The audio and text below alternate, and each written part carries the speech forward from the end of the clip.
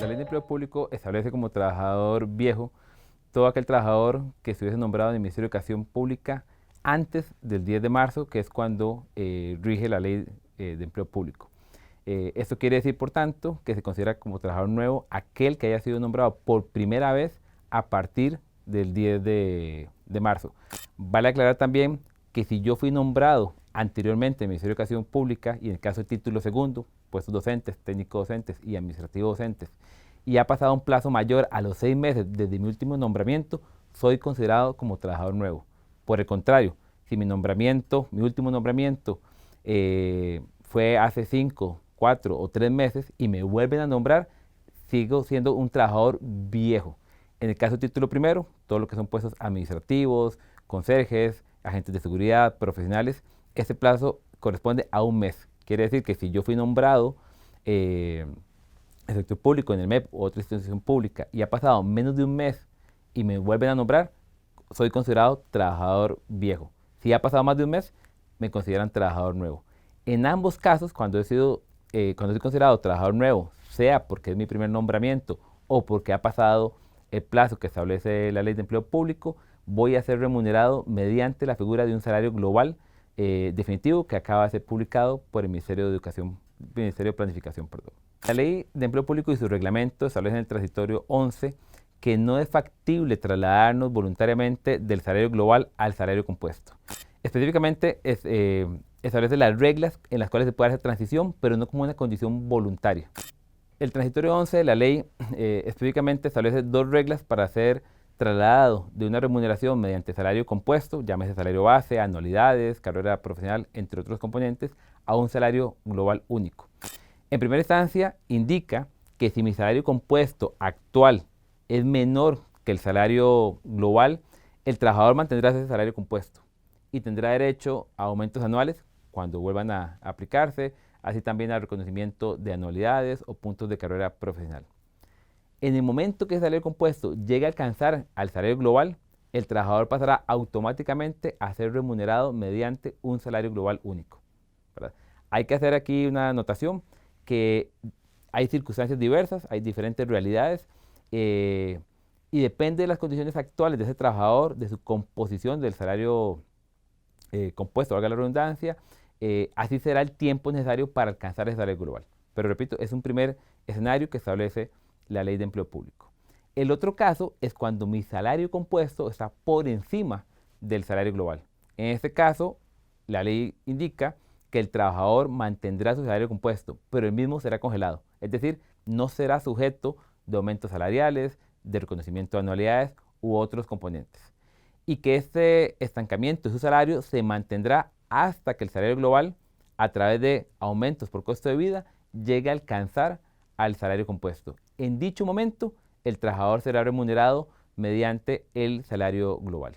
Vale también hacer una aclaración adicional porque el reglamento establece condiciones adicionales a esto que les acabo de mencionar y corresponde a los casos en los cuales el trabajador es ascendido o descendido, ya sea interino o en propiedad. El reglamento de la Ley de Empleo Público amplía las condiciones en las cuales un trabajador remunerado mediante salario compuesto puede ser trasladado a salario global y específicamente en aquellos casos donde el trabajador aspira a tener carrera administrativa, indica que el trabajador cuando sea ascendido será nombrado y remunerado con el mejor de los escenarios. ¿Qué quiere decir esto?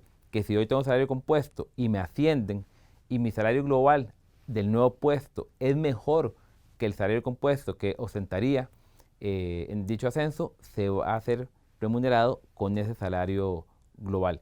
Caso contrario, si el salario compuesto de mi nueva clase de puesto en la cual estoy siendo nombrado es mejor que el salario global, ese trabajador mantendrá la remuneración mediante el salario compuesto y hasta que el mismo sea alcanzado con el global será trasladado. ¿Qué quiere decir esto? Que en el caso de carrera administrativa, el trabajador será remunerado mediante el salario mejor, ya sea global o compuesto según su caso. Históricamente, el Servicio Civil ha establecido el salario base, cuando tenemos un salario compuesto, sobre una base de 30 lecciones. Aquí es importante hablar o diferenciar lo que es una jornada con lecciones.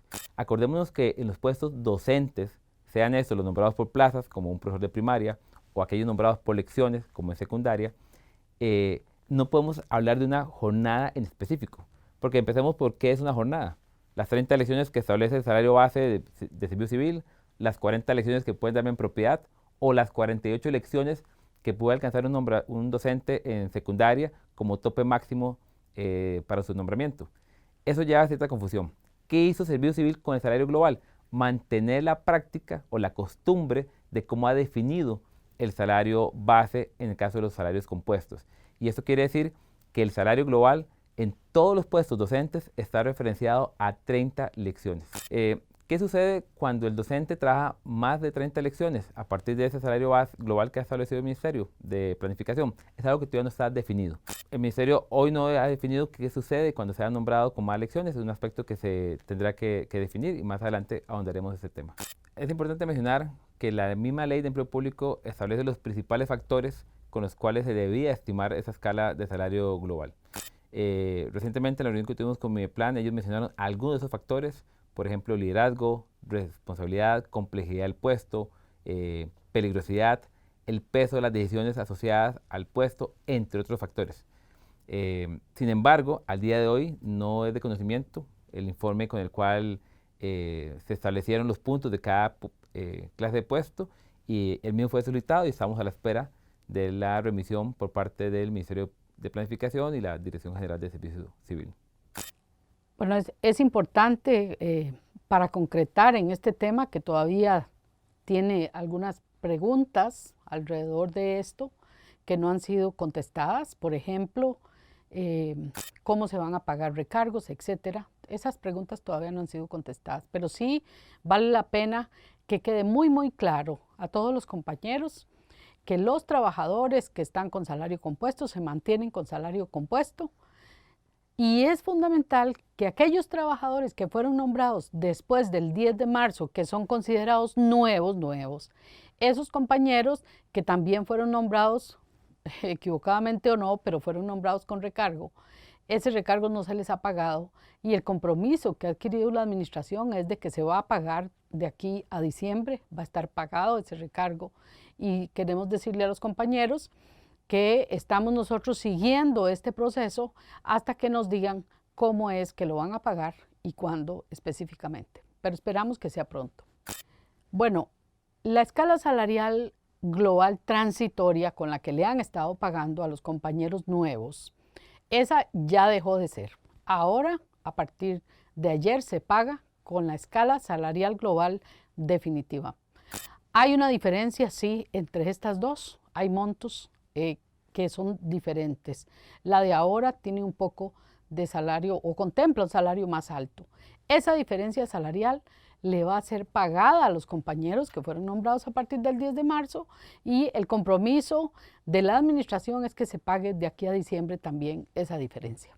Faltan dos resoluciones que son el compromiso adquirido por la administración y el Ministerio de Planificación, que es una resolución en la que se establezca definitivamente la retroactividad del pago que se deba al 10 de marzo, según la escala salarial global definitiva. Y además la resolución que establece cómo es que se van a pagar esos recargos o las lecciones extra que van a trabajar los compañeros más allá de las 30 lecciones.